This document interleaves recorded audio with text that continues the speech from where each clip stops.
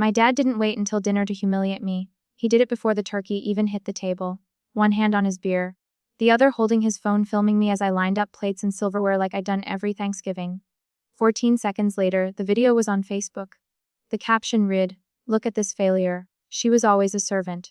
My siblings laughed. My mom looked away. I just stood there, napkin in my hand, feeling my face burn, while the house filled with laughter that wasn't mine. I didn't say a word. I picked up my purse, walked out the front door, and didn't look back. By the next morning, their phones were buzzing for a different reason, because the servant they mocked had finally stopped serving. Before I tell you the rest, tell me, where are you watching from, so I know I'm not the only one who's had to walk away from family to find peace. Thanksgiving had always looked the same in our house. The same chip dishes, the same football noise leaking from the living room, the same rule that nobody said out loud. I worked, they watched. Every year I told myself it was fine, that keeping the peace was better than starting a fight. But this time, something cracked the moment my dad hit post. He didn't even glance me after uploading that video. He just laughed and said, "Relax, Emma. It's a joke." Sloane snorted without looking up from her phone. Jason muttered something about me needing a sense of humor. And my mom, Maria, just stared at the oven, pretending the turkey needed her full attention.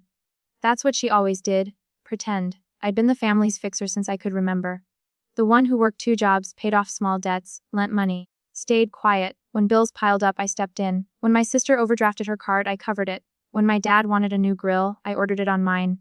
Somehow, responsibility turned into servitude. That night, sitting alone at Aunt Ruth's kitchen counter, I finally replayed the video. 14 seconds. No music, no context, just me folding napkins. The caption glowing beneath it, "Look at this failure. She was always a servant." The comments below were worse. Laugh emojis, heart reacts from people I didn't even know.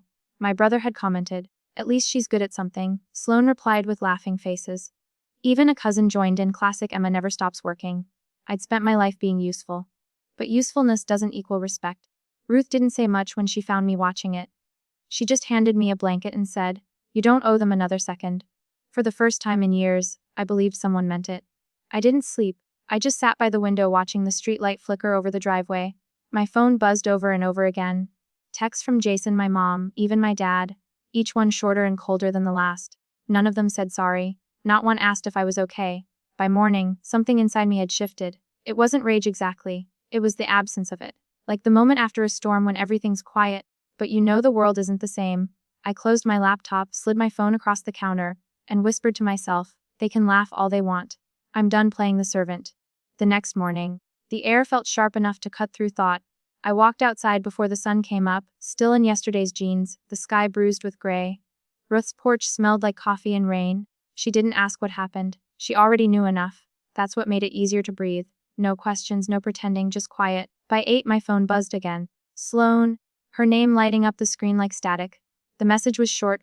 "Why can't I withdraw $2,000 from your account?" No hello, no apology, no mention of what had happened the night before. Just entitlement. Raw and casual, like she was asking me to pass the salt. I stared at the screen so long the words blurred. Then I laughed, a dry, humorless sound that startled even me. I'd closed the joint account hours earlier, transferring every dollar I'd saved into a private one. After the Facebook post, after the silence, after the years of being the one who paid and cleaned and forgave, it finally clicked. They didn't love me for who I was. They loved me for what I did for them. Sloane sent another text.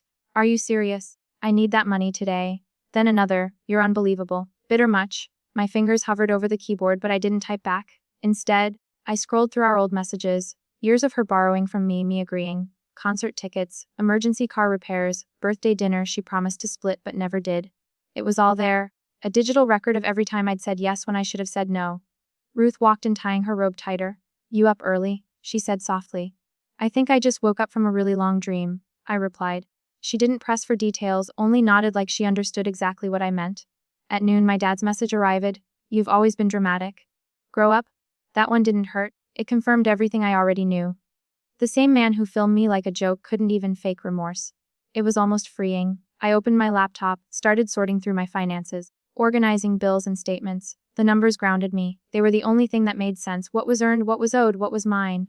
My savings stood at $21,364. Every cent represented a piece of myself they'd never valued. I didn't feel angry anymore. Anger was loud, messy. This was colder, quieter, like the calm right before a controlled burn. That night, I wrote down everything. Dates, screenshots, notes.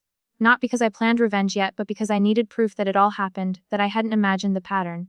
Before bed, I placed my phone face down and whispered into the dark, "I'm not your servant anymore." It wasn't a declaration, it was a fact. By Sunday morning, the silence from that house started to feel heavier than any insult. No calls, no texts, not even a fake apology. Just quiet, the kind that hums after a storm. I wasn't waiting for an olive branch anymore. I was waiting for clarity, and when it came, it arrived in another message from Sloan. This time, she didn't bother with a greeting. "I need the money now. Don't be spiteful." My thumb hovered over the screen before I finally typed, "The account's closed. Don't ask again." No explanation, no softness, just the truth. A few seconds later, the typing bubbles appeared. Then a flurry of messages, words like selfish, manipulative, bitter. Then, finally, the one that made me smile, "You've changed." She was right. I had.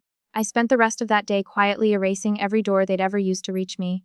Freezing joint cards, changing passwords, redirecting mail. Each click, each confirmation email felt like untying another knot that had been choking me for years.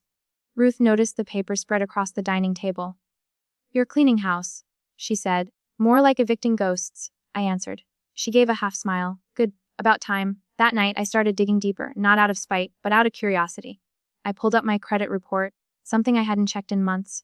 My stomach tightened as the screen loaded.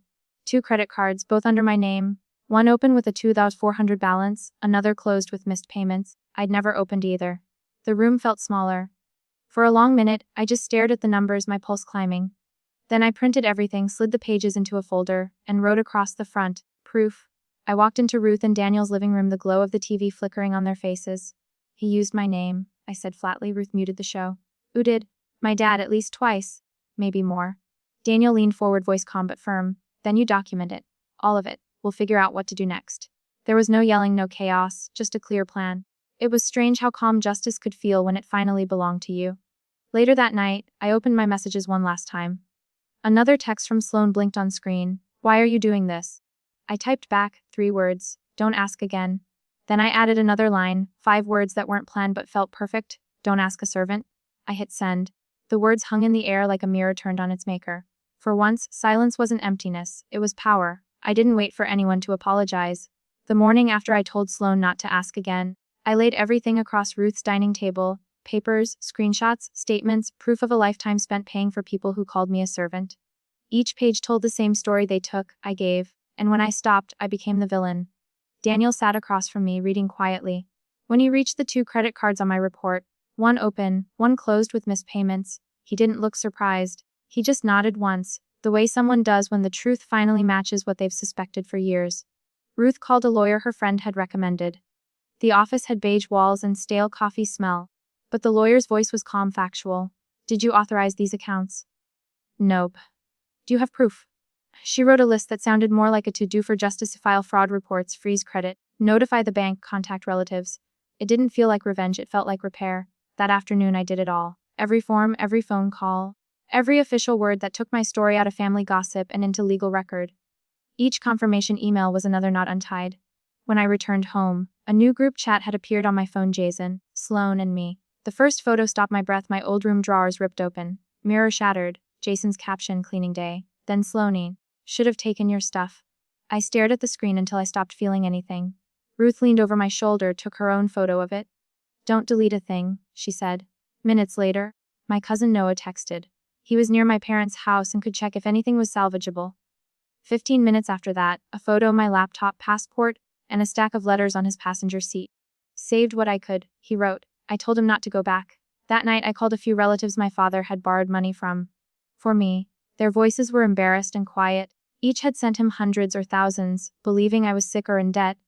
I wrote every name, every amount. By the time I finished, my notebook looked like an autopsy of trust. When I froze my credit that night, I didn't feel anger, just clarity. The math of abuse finally balanced what they'd stolen, what they'd lose.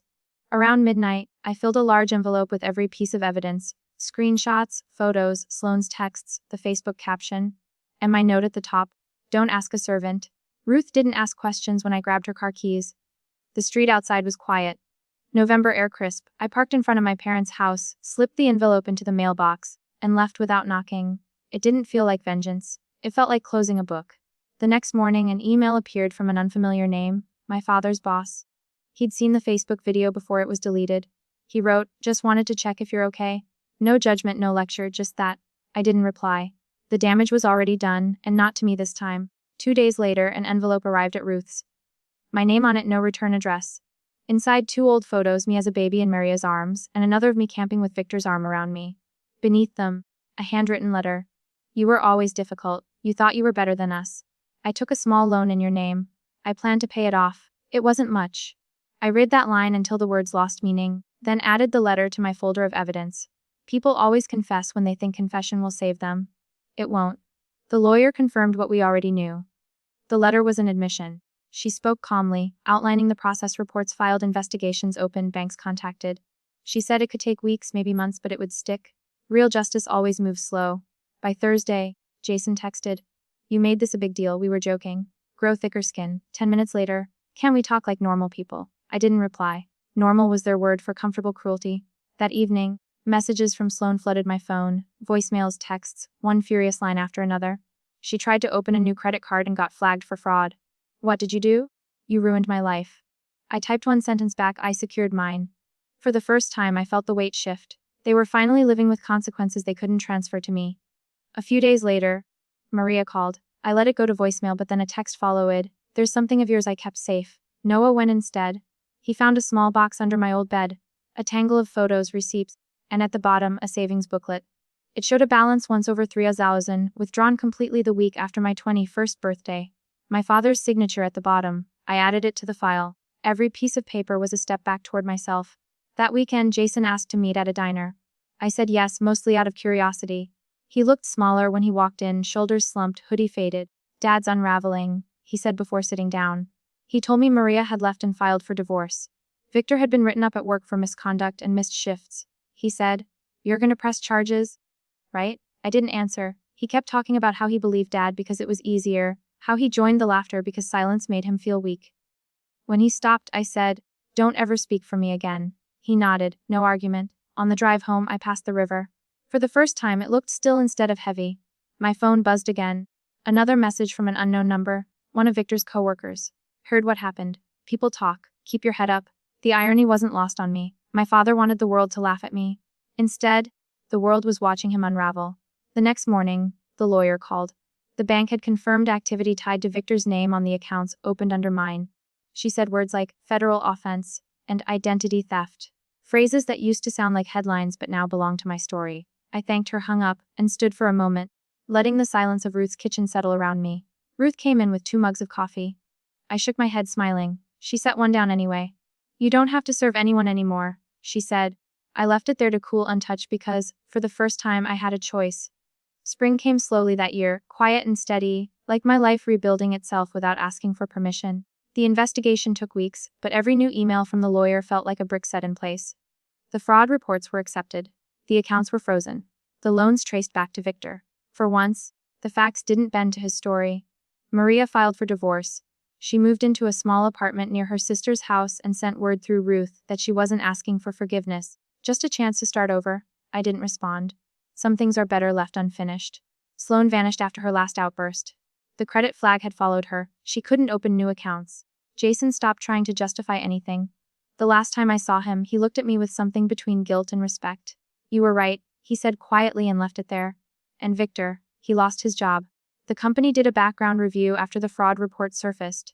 Turns out the same pride that made him humiliate me on Facebook cost him the only thing he valued more than control: reputation.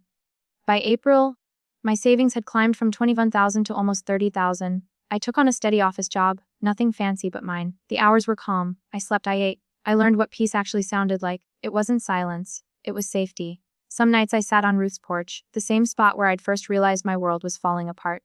But now the air didn't sting, it just felt still. I wasn't angry anymore. I wasn't forgiving either. I was free. By the end of spring, I toured a small apartment near the river. The windows faced east, catching the first light, and the air smelled like something new. Ruth and Daniel offered to help me move, but I told them I'd do it myself. It wasn't pride. It was closure. I unpacked my things slowly, one box at a time. No noise, no panic, just stillness. My life was finally mine. People still ask what happened to my family. I tell them nothing happened. They just met the version of me that stopped apologizing. Victor lost his control. Sloan lost her access. Jason lost his excuses. But I didn't lose anything worth keeping. They once said I'd always be a servant. They were right about one thing: I did serve. I served lessons they'll never forget. If you've ever had to walk away from family to protect your peace, you're not alone. Share your story below and don't forget to subscribe for the next.